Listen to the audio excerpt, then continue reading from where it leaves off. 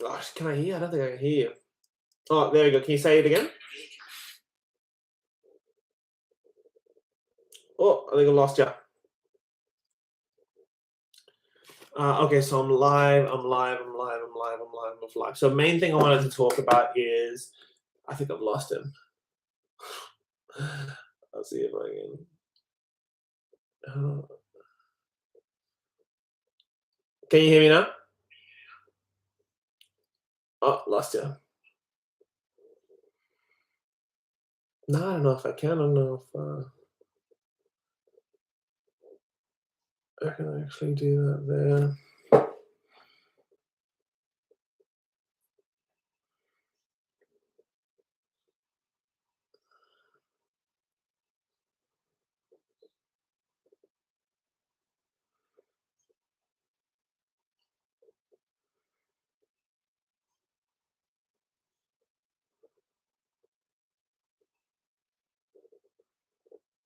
Have I lost you?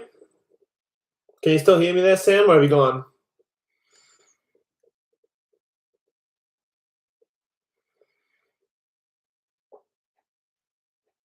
Maybe this will shoot me in the foot, but we'll continue anyway.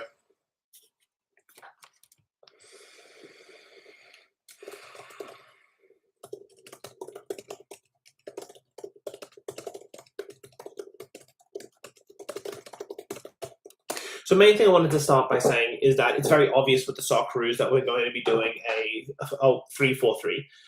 That's the main way that we're going to be playing. It's the way that we've played with every single game that match we've played under Popovich has always been a 3-4-3. It often can be a 5-2-3. Where you've got a 5 and then you've got 2, and you've almost got like a very strong and solid diamond. The Socceroos are heading to the 2026 FIFA World Cup in North America, and this time the stakes are higher than ever, and they are higher than ever. I wanted to really focus on that. The Socceroos, this is so important because if they do well, that's going to raise the bar even more. And there's lots of young Aussie talent that are moving abroad. You look at Newcastle Jets, Bayless is going somewhere. You've got players from all over the A League and as well as the MPL moving over to Europe. So they need to have a good form. Otherwise, it's just not going to go well for us. Australia, they find themselves in Group D, so they're going to go up against the host, the United States. I do think the US is going to do poorly. I think Pochettino is not going to do well in this tournament. I think that the US are not going to get through. I think it'll be Australia and Turkey. That's who I think is going to get through. I think Australia have the quality. Turkey has the quality. It's up against a tournament with the US, the Paraguay side, a dangerous Turkey. I absolutely love Turkey as a country. I love it as a football nation, and I think they play really well, play very crafty. It's a tough draw, but Tony Popovich's guys have the tools to get out of the group. Let's break down the squad. So first, between the sticks, it'll obviously be Matt Ryan over Paul Izzo. While Paul Izzo is the younger option, Matt Ryan is getting older and having less of what he had 5 years ago. He's undoubtedly the first choice keeper, and is expected to start every game. He brings a wealth of experience. He's already featured in the last 3 cups. He'll likely be his 4th and final World Cup, a fitting send-off for one of the greatest Socceroos. Behind him is Joe Gauchi of Aston Villa, currently on loan at Port Vale, and he'll serve as the main backup. And that's phenomenal. The fact that we have a goalkeeper that's playing in Port Vale on loan from Aston Villa, superb. The defensive setup isn't set up as of yet. We don't really know who's going to be in the defense. As a solid one, it could move around. There's certain players that just have to play. For example, Sakati, who I'll get to in a moment. Cameron Burgess as well, I'll get to in a moment. So Harry Sota of Leicester City is one that I personally would choose. I think that whilst he hasn't played a lot, he does well in Popovich's system. It's very conservative. It's very organized. Harry Sutar, he's a big 6'5" guy who fits in that position and can just clear it out and do that. Harry Sutar of Leicester City, Alessandro Saccardi of Parma. Currently, fun fact, Australia's most expensive transfer value player. That sounded disgusting, didn't it? Australia's highest valued player right now, valued around 10 million for Parma. That's awesome. And Cameron Burgess of Swansea. So we've got a lot of players in that sort of second division of English Premier League. They form an impressive back three that blends talent and experience. Hard to beat in the air, and they're a real danger at set pieces. I also love that Sakati's quite a tactical player as well, and does really, really, really well. The three at the back system also frees up the fullbacks. I think they're going to go Geordie Boss. Jordan, I mean, how do you not have Geordie Boss? And Lewis Miller. I think they want to use Lewis Miller. I think they'll go for Italiano, I think is his name, and to push forward and support the attack. And that width could be crucial against deep-sitting defenses. Now, the midfield, this is really where it very much opens up. I don't even know who he'll choose in the midfield.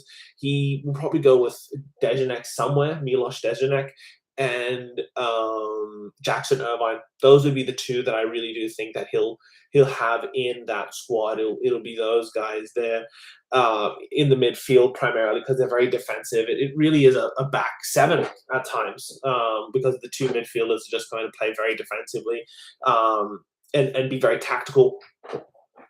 So up front, you'll have Martin Boyle, who will be on the left-hand side. There's no way he doesn't choose Martin Boyle. And then, of course, Nestroy, Iran Kunda, and Mohamed Toure, phenomenal players. Iran Kunda's had a phenomenal season at Watford, when Watford are, quite frankly, in disarray. And Mo Toure has scored 9 goals in 11 games. So it's very obvious that he's going to choose those guys. So that's pretty much what we're looking at right now. Australia faces a tough but achievable challenge in Group D. The Socceroos kick off their campaign in Turkey against Vancouver on the 13th of June, and then they'll face the US and Seattle on June 19th before wrapping up the group stage against Paraguay in Santa Clara on June 25th. Australia's goal in the short term is to finish in the top 2, just to secure 1 win and 2 draws, and then just aim for a spot as one of the best. It's a new pathway introduced with the expanded 40-18 format. So Australia can definitely do it. We can definitely move forward and really get the most out of the World Cup and do well. The final 26-man squad is due to be submitted to FIFA by June the 1st, so expect a few more selection calls and some tough cuts before then. But the bones of this squad, they look really good. They look really, really, really good. I do not think that Mitch Duke or Matthew Leckie should be in that squad, period. Put him as a coach, put him on the bench, but do not in any shape or form have them there. It's just absolutely insanity to be doing that. How do I promote this? Can anybody hear me? Oh, I'm not live. Wow. Wow. How cool is that? That is so cool. That was fun. That was really fun. But that's the main thing I wanted to really just get off my chest and see how everyone ends up going with the World Cup. It'll be interesting to really see what happens. Let's read what the media says about this. So let's just break down Socceroos. We'll see what Mitch Duke says. I don't think he should be playing whatsoever, but Mitch Duke has obviously spoken and said how he hopes to play for the Socceroos. He did really well at the last World Cup, but he's the same age as me, and he's not really scoring a ton now, is he? Let's see what's in the news section of this right here.